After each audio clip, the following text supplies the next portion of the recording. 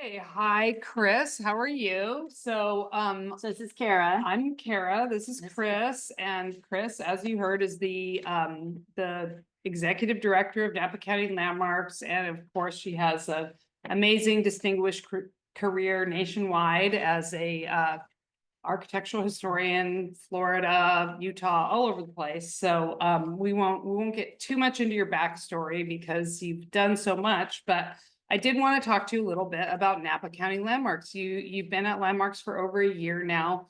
So can you tell us a little bit, just share a little about Napa County Landmarks? What's the mission? How do we serve the community? And what was the founding story of Landmarks? Because we're here to talk about stories tonight, right? right. I almost wore my newspaper t-shirt, but I didn't. Thanks, Kara, so much for being the moderator tonight, and it's a real honor to be here at the Historical Society.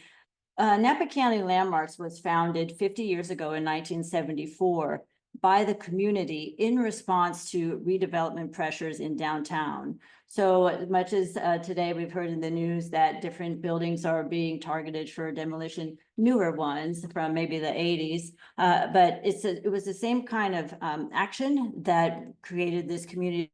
People saying we want to stop this. We want to start recognizing the historic landmarks that we have in our midst. For me, I've been here for about a year, but I have had a long career in historic preservation. I worked for the National Trust for Historic Preservation in Washington, D.C., and also in San Francisco. And I have worked for California Preservation Foundation. And what I wanted to do with landmarks is really broaden how we think of a landmark. So you'll see this in our programs that we have coming up this year, that a landmark is not always something that's 50 years old or 20 years old, or what the age is not as important as what the space means to the community.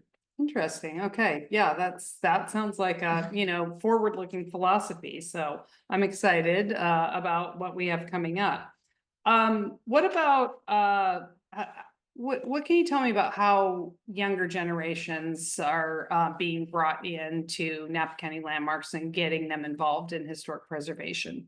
Right. So in some areas, we are the younger generation, as you know. I was born at the same year that the National Historic Preservation Act was signed in the mid-60s. And so when that act was signed, I was the younger generation. They were saying, we want to save some of these structures for me. And now, it's time to pass that on. So we have a couple of different initiatives that work towards that, that were already started before I got here, but we're continuing because they've had such an impact. So one is the coloring books that we have. They're bilingual, and we hand out 1,500 coloring books for free to third graders in 65 different classrooms throughout Napa County. And again, this year, we just opened the application period for our scholarship program. It's for high school seniors in Napa County, and also if you go to Napa Valley College and you're headed towards a four-year university, you can apply for a $1,000 scholarship. And we've handed out $44,000 in scholarships since the program started in 2019. Wow, that's amazing. That's really good work. One question I had for you, I think people are aware of the, cultural and aesthetic and heritage value of historic preservation. But can you talk to me a little bit about whether it has any economic benefits, or is it just is it an economic burden on property owners? What are your thoughts about that?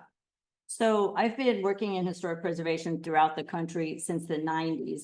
And there are some buildings that you say, we need to save this just because it is what it is. But most buildings have to function. Most buildings have to be used by the community. They have to produce income. And I tend to use the same words that you might hear a building owner use. It's the highest and best use sometimes for a historic building is to be using the historic building. For instance, the one we're sitting in right now, or some of the ones downtown that have very successful businesses. I'd like to mention that we are the stewards of the First National Bank, which is the home of Alegria.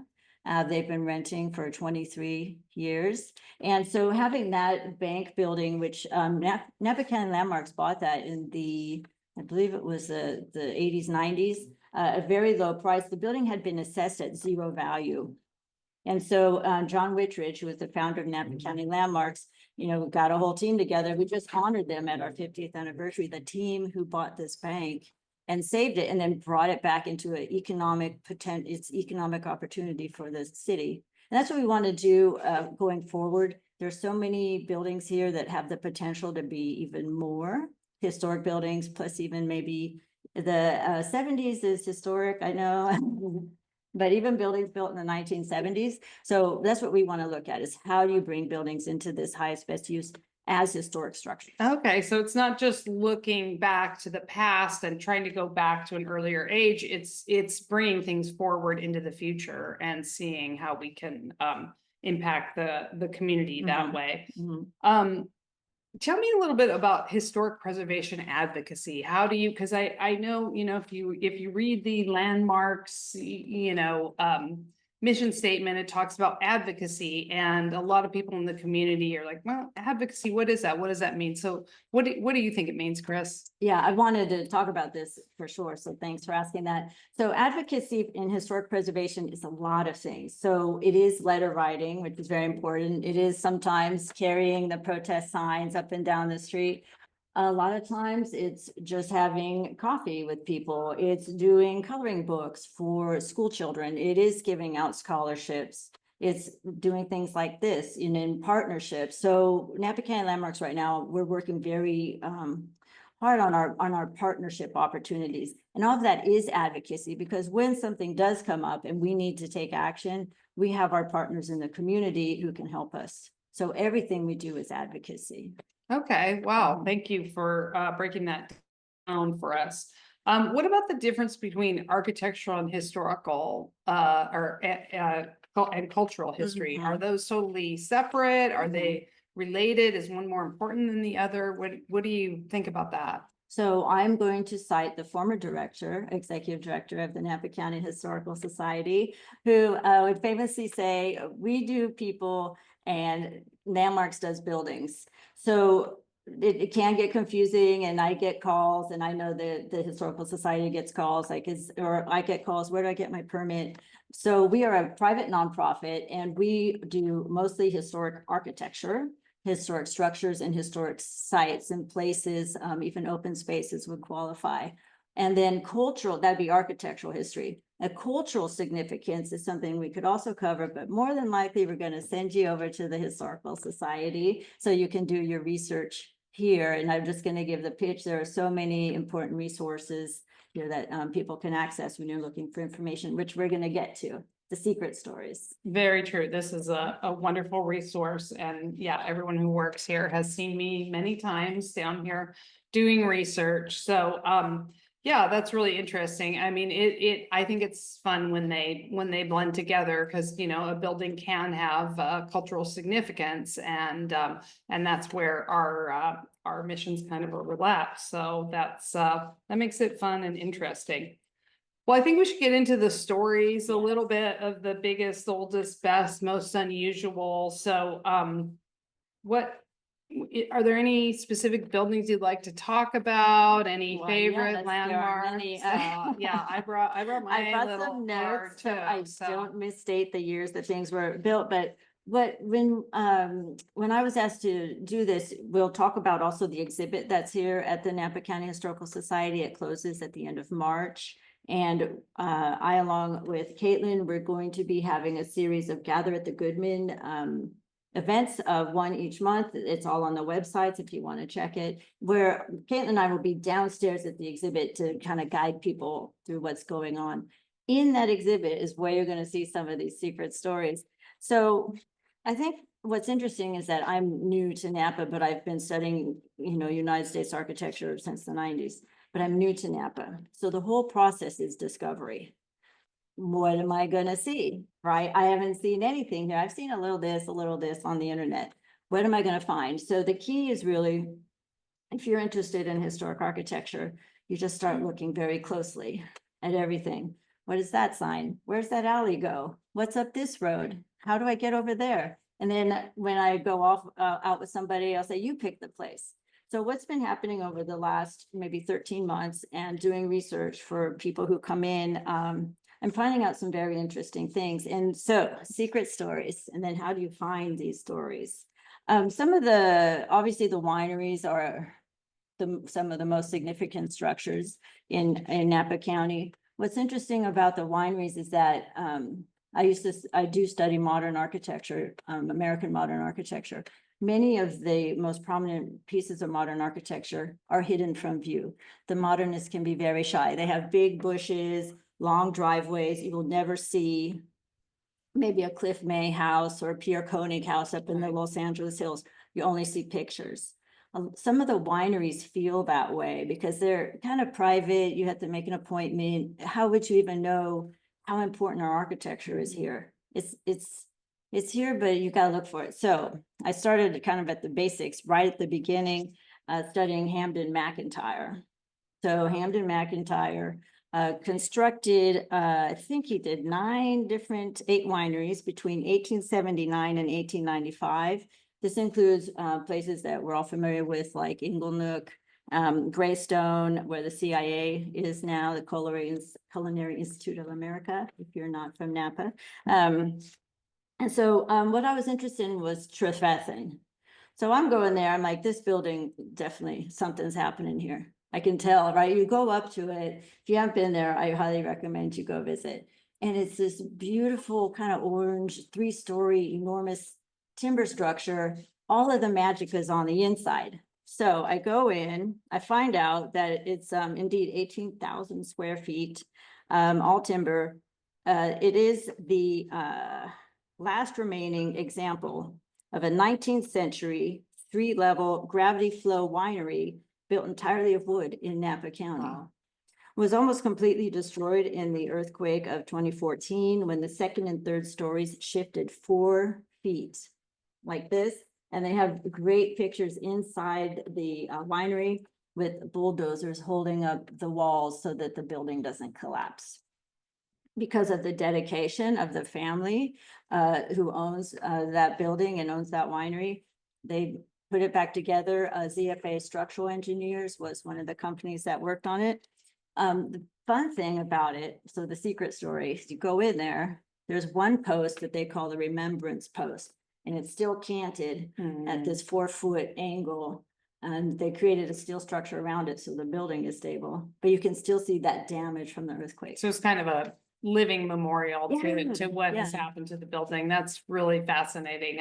I love that. We saw something similar when we went into, remember you and I were in Vintners Collective a few weeks ago, and the owner showed us that he had a big, like a Jeroboam or something wine bottle that had fallen over and like behind furniture in the earthquake, and he just left it there as kind of a memorial. And you sort of had to peek behind, but he showed us where it was. And I love those things that preserve, you know, not just the glorious parts of the history, but the difficult parts, because it's good to know about all of it. We got to hear your story next. Okay, I have a pretty good one. We have a story where, because as architectural historians, we're constantly in competition, which one of us can friendly competition, which one of us can get to the details first. And Kara has a story. Okay, so we had our traditional holiday house tour, and this year we were on Main Street and Brown Street, and so we wanted to include some of the businesses, including Vintners Collective, and we also pulled in Juniper Station, because Chris and I both love that little mid-century modern building. And as anybody who is an architecture lover knows, we don't have a lot of mid-century modern in Napa. So you know, even the smaller examples that we do have, we really want to honor. And we both agree that's a really cute building. Let's try to find more about it. So we were both, you know, hardcore going through, you know, looking up the address on newspapers.com, and we were, since it was a mid-century looking building and it kind of has the, you know, concrete block construction and that 50s feel. We're like, okay, it was built in the 50s or maybe the 60s. So we're looking and looking, we can't find anything. And, you know, we got into the Sanborn maps because that will show you where the addresses have changed. And finally, I changed the search parameters and brought in the 70s and found out it was built in 1970, which is, you know, is something you often find out in a place like Napa, which is not, it is not San Francisco, it's not even Los Angeles, it was kind of a backwater. So a lot of times architectural styles are held over here for, you know, a decade, 2 decades after they're kind of less fashionable other places. So that was a little late for a mid-century building. And we also found the architect's name who neither Chris and I had ever heard of. Unknown. We found out it was built as a, we had heard lore that it was a Greyhound station, and indeed it was half Greyhound station, half yellow cab stand, because it was a small town then, and so that little building did double duty. And the architect was a man named Herman Kozlowski, and he was not a Napa native, but he was a young man at that time, had moved here. And it was one of his early buildings, and he only died a few years ago. He was an architect in Napa for about 50 years. And I looked up a bunch of his buildings, and so that was, I did some extra research on him. And he designed the Redwood Homes subdivision, which is over kind of west of Solano and south of Trancas, and several other office buildings and dentist office and things on Trancas and on Beard Road and those kind of areas. But what he was mostly in the newspaper for was as a golfer, because he was a very avid golfer. And so he's always in the paper as a golfer, and he just died in 2018. So it's been fun to know about his legacy and find out more about that and look at his other buildings. And yeah, the Greyhound station is definitely a new favorite of ours. Right. So when you're researching a historic structure, people say, oh, it used to maybe be this, or it could have been that. And you can't really say, yes, it was, until you find documentation. So my next building, You got some more cards for us. I So, do. Yeah, let's I see. have cards. I just brought like 3 buildings so we could share some info. So one that's in the news as well right now is the old Shackford's, 1350 Main Street. And I want to congratulate Rancho Gordo, owned by Steve Sando, is moving into that building. I wrote him a note and I said, the good news for you is that this building has a long history of being the home to businesses that have been operating for at least 16 years each. So what we do, and we'll talk about resources in a minute, what we do is first thing we hit the newspapers.com and just get back in there. So I found out this is a little tiny Art Deco building. It's on the corner. It's right across the street from the church. There used to be 2 houses where that little building is, and then they were turning Main Street into more commercial. It's Art Deco, built in 1937. It opened, and it opened as the Daily Meat Market. And they even have little pictures of the building there. The Daily Meat Market was there for 20 years. Okay. And then Krug's Napa Hardware moved in 1958. It's run by Albert and Eunice, and they were there for 16 years. Like, this is long history, each one of these. And then in 1975, it wasn't until John and Donna Shackford opened, it was originally called Shackford Hardware. And then they sold that business in 2018, which of course, unfortunately closed in 2021. But Shackford's was in that building for 46 years. Yeah, when I came to Napa, it was the place to go for knives and all your chef supplies. Yeah. Yeah, I hear a lot of great memories and stories of that building. And I think Steve is going to really enjoy that.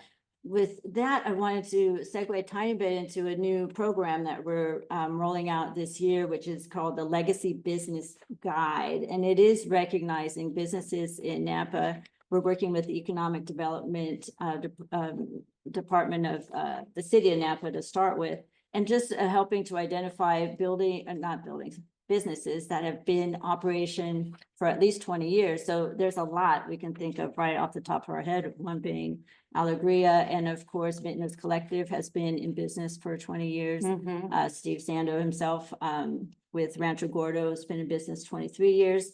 And this is going to be a guide to just help people find these landmarks, right? So again, we're expanding this identity of a landmark. So a local business can be a landmark. It can be a community, a beacon. And so that's something we're rolling out. It's all Okay. on our website. And that's really more about the cultural history and Right. the meaning of the business to the community, not really, I mean, they might be in a architecturally significant building, but they might be in just a regular old building. And yeah, it's just a different way of looking at what a landmark is, right? Yeah, It's it's been very successful Yeah. in other cities, and I think that it would be a great bonus to Napa County. Yeah, I think it's Like gonna that. be great. It's gonna be a lot of fun to get into that.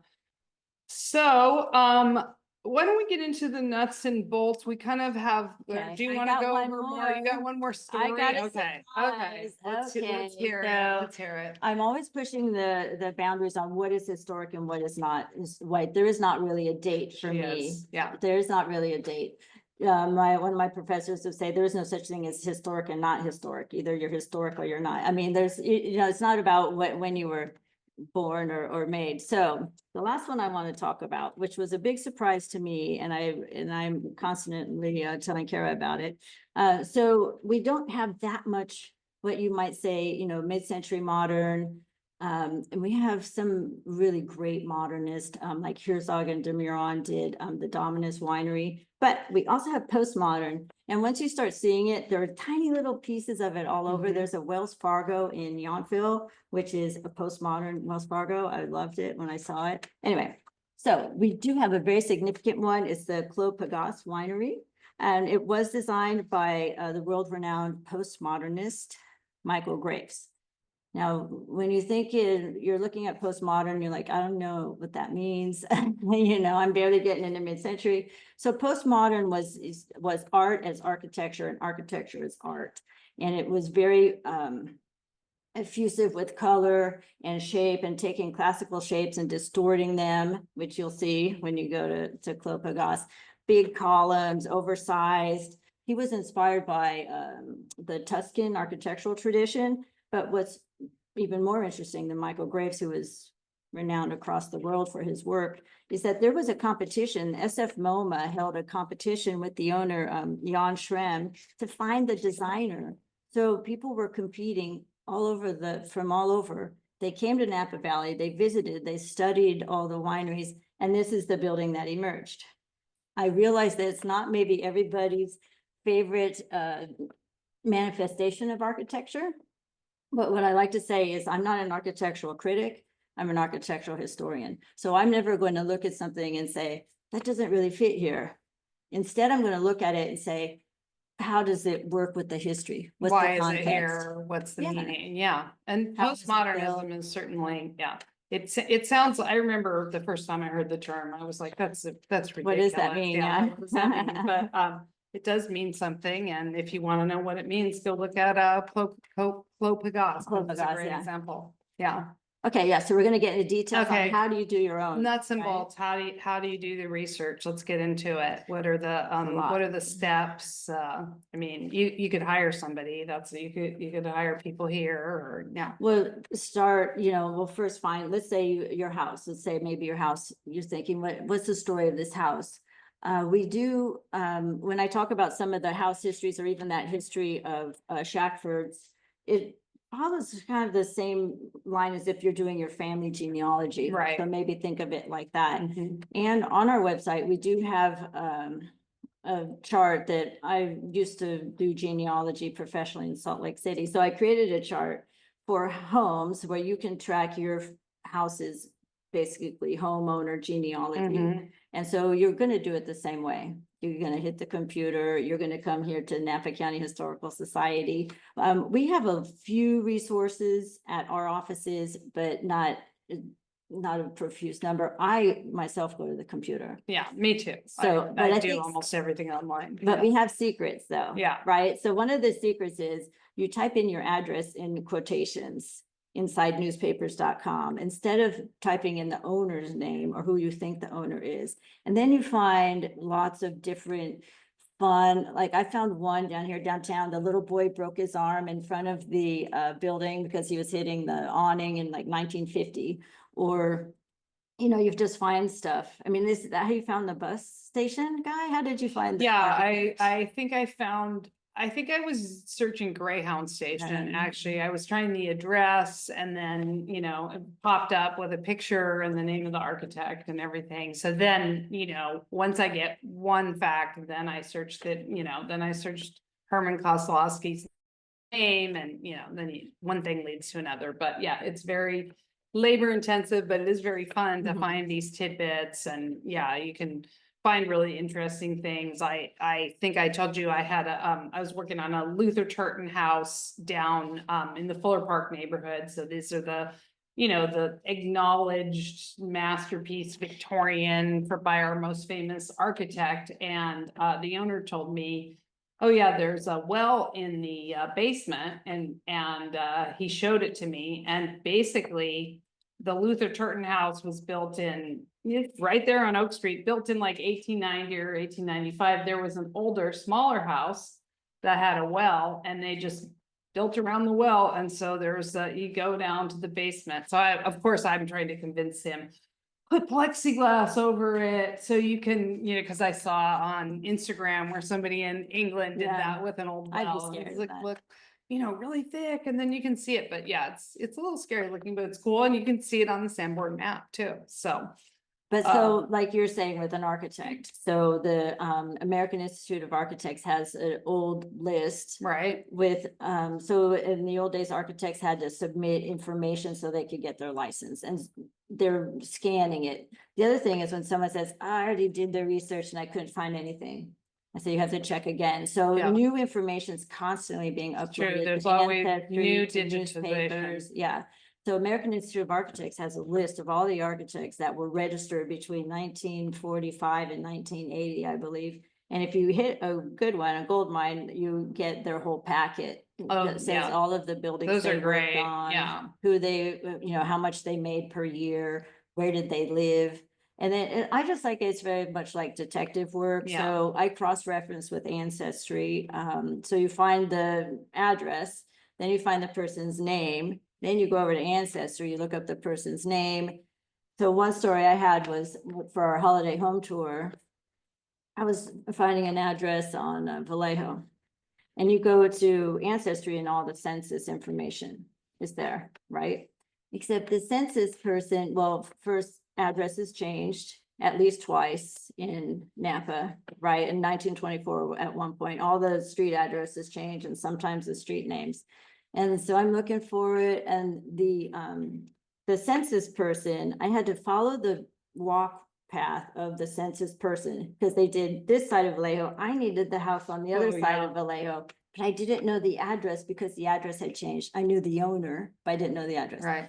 And so I had to follow the guy who, Yeah, and he and walks up this way and down that way, and I'm digitally paging through. Yeah, I'm paging through, and then finally I'm like, now we hit the other side of Vallejo. But you're actually walking in the footsteps of someone from 1920, which was really cool. That reminds me, I had a really crazy one saying Vallejo. I was working on a church in Vallejo. I think it was built in 1949. It was a cute little Spanish style church.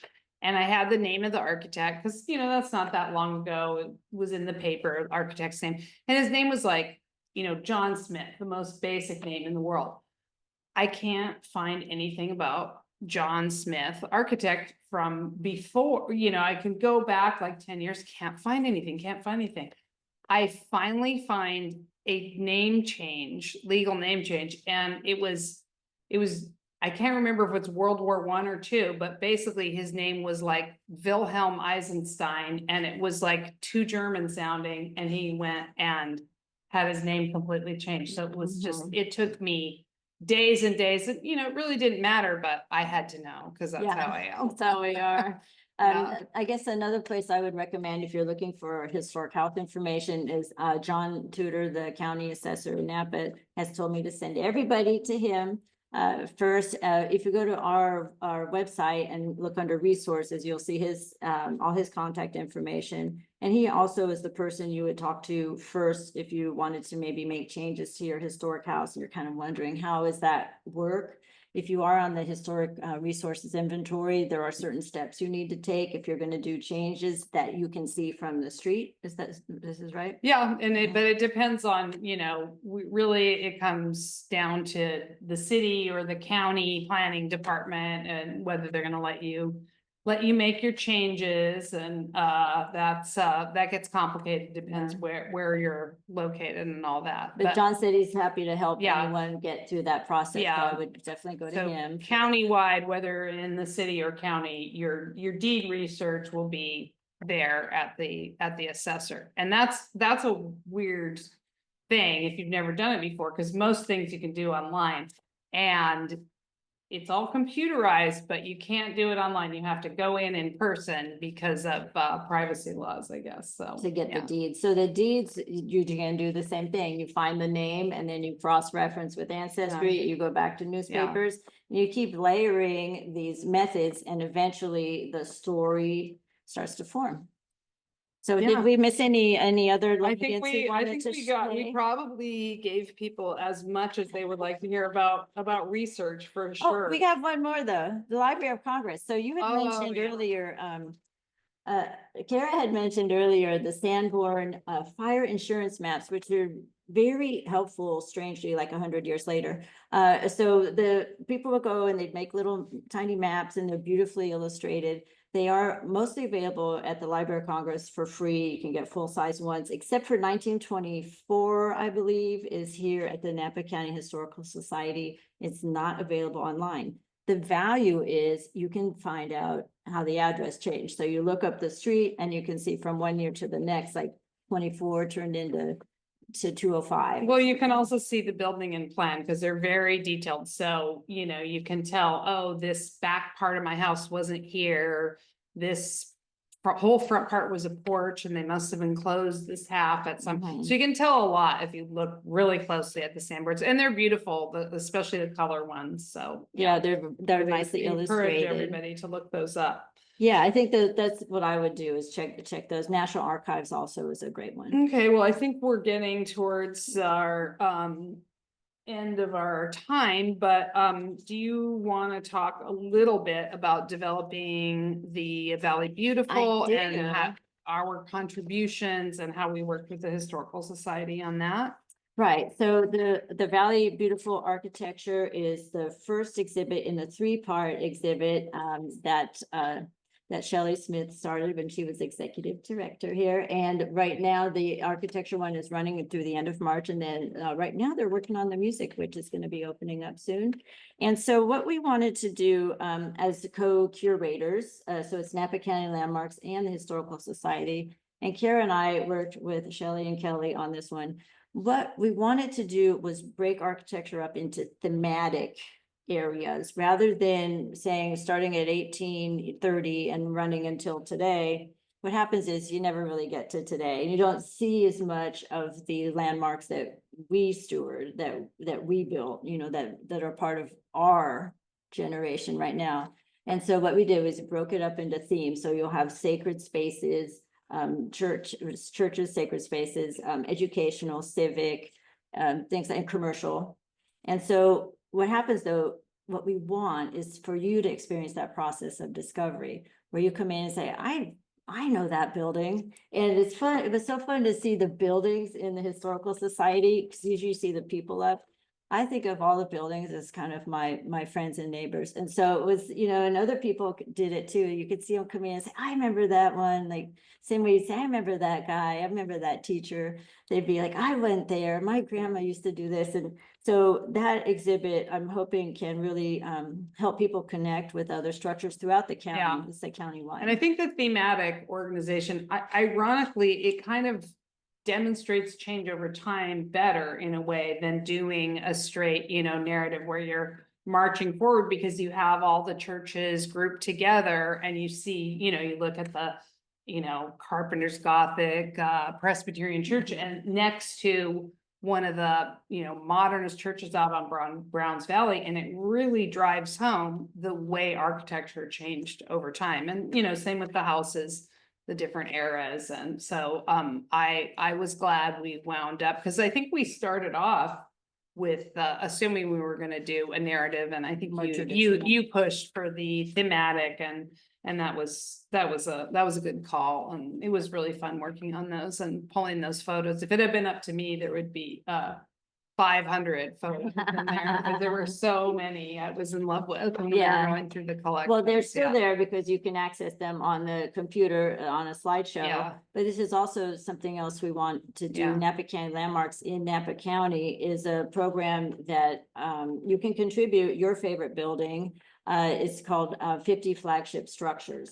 And the idea of that is that there are obviously more than 50 buildings in Napa County that are important, but it's to give a snapshot of what we see as the landmarks in Napa County right now. So that's also open on our website, and anyone can contribute a building. Yeah, we need to keep working on that. Yeah. That's a exciting initiative. Anything else coming up that Let's you see, I don't wanna want to forget any of tell our things. us about? Yes, okay, so I talked about the Gather at the Goodman, which will be here tomorrow. Caitlin and I will be here at noon. If you're local, from noon to 1, right here in the galleries.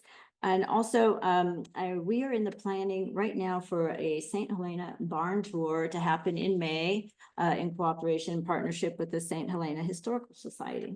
So, and definitely check our website. And we I have a think lot that's of gonna things be coming really up. cool. Everyone always loves a barn tour. Yeah. I want to feature some new barns too, like the way that we do, so it's like Stop, historic. Chris, but stop I know, it, that stop. I no, always historical push might- too far.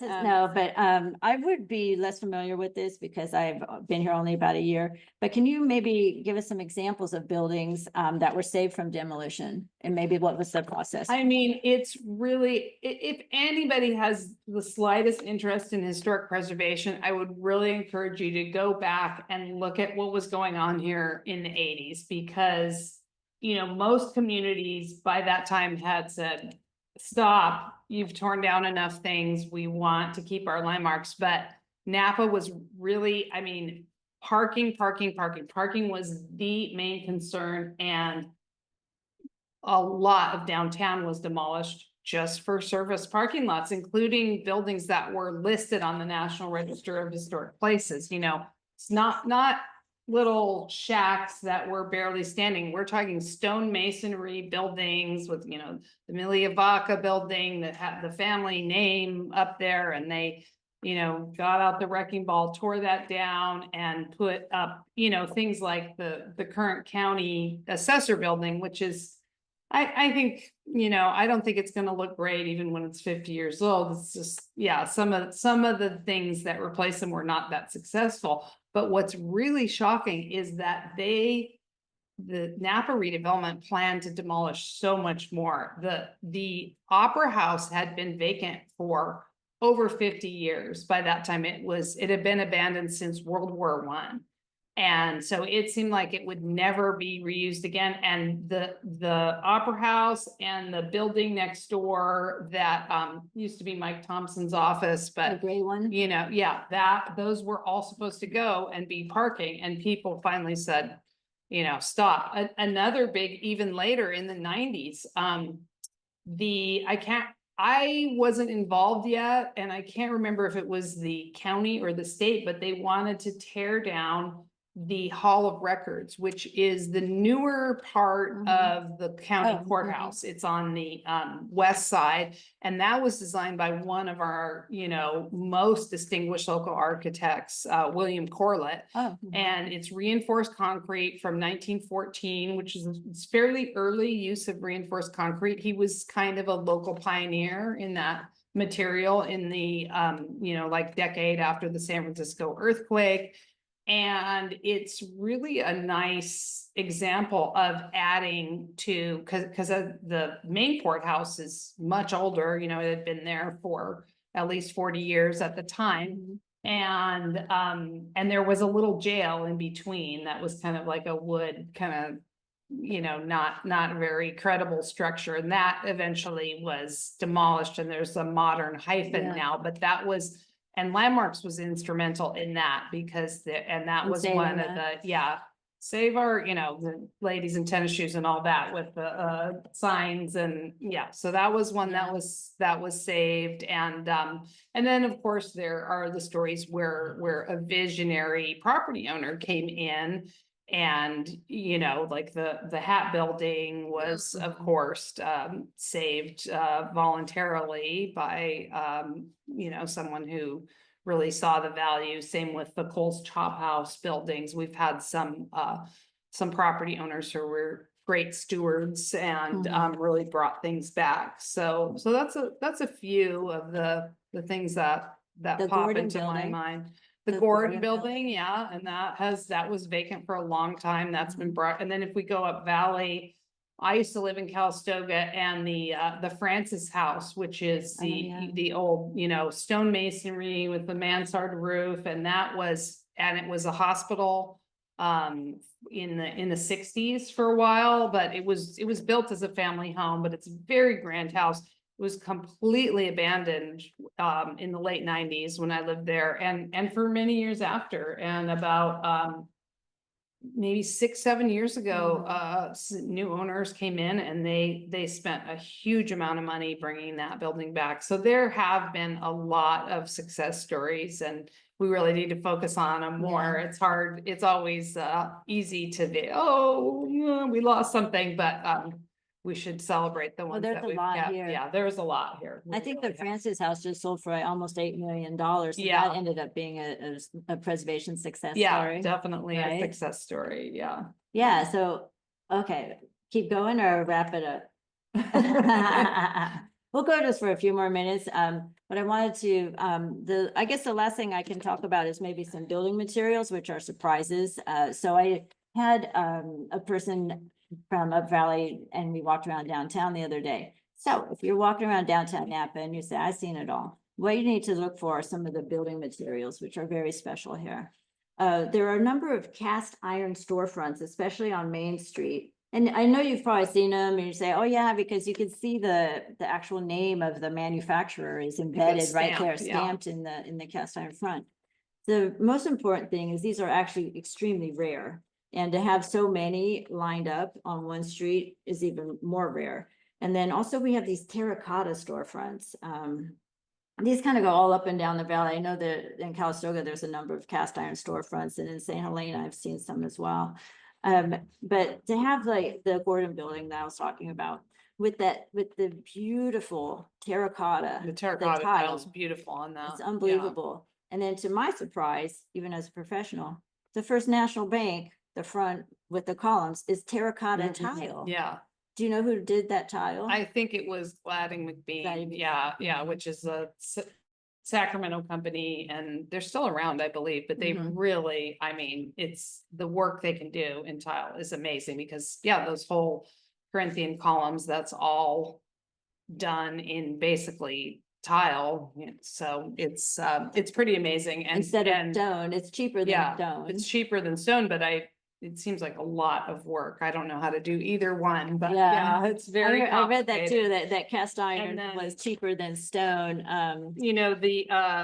The Napa County Landmarks has owned that building for a long time, and we had embarked on a restoration because terracotta, just from weather and smog and stuff, the skin, the shiny skin will kind of wear off, and then it starts degrading. And there were a lot of, moldy places and places where it was wearing off, and we were having it restored, and we were almost done in 2014. And then the earthquake came, and we had, our board member, Sherry Kamamori, did a lot of the digital scans and everything to recreate, because we had to recreate the interior, and we had to have new terracotta on the exterior. Really was a major effort to get that building. The bones were strong, but a lot of the decorative features were really took a beating in that earthquake. So I just found out the other day, it has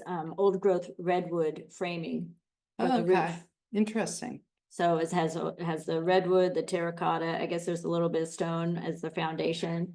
And so it's, Was that building 1912? Is that? I think, yeah, before Yeah. 1920. Yeah, yeah. So it's not like the first generation of buildings here, but Mhm. still pretty old. And speaking of mysteries, we do not have pinpointed exactly who the architect is Right. of the First National Bank. We have ideas, but not yet the thing with the name or a newspaper article with both things My together. personal opinion is that it was a program of architecture for the Yeah, First yeah. National, yeah, and that, I don't know, I mean, maybe in the file somewhere, but I don't know if we can ever find it. Yeah, I know we're close to it. Yeah, I think you guys are. I mean, there's one architect who did 5 of them and they all Okay. look alike. Okay, all right. Yeah, well, I just gotta find like the building would and be the name great. and the same. I would document, love to but- get that. But that's how, that's why architectural history is so fun, is this sort of detective work. And then, but in preservation, you take that detective work and you apply it. And there's a lot of science involved, like you're saying, scanning the buildings, looking at materials. There's economics involved, like how do you keep a building functioning into the 21st century, like we're fully into the 21st century now. So, and how do you move on with interpretation and then engaging new constituencies? So historic preservation can be such an exciting field, and we hope that everybody wants to join some of our events this year. I think it's going to be really fun. It is gonna be really fun, and yeah, we're really excited to be doing the work, and we hope a lot of people will join us. Yeah. What's the date of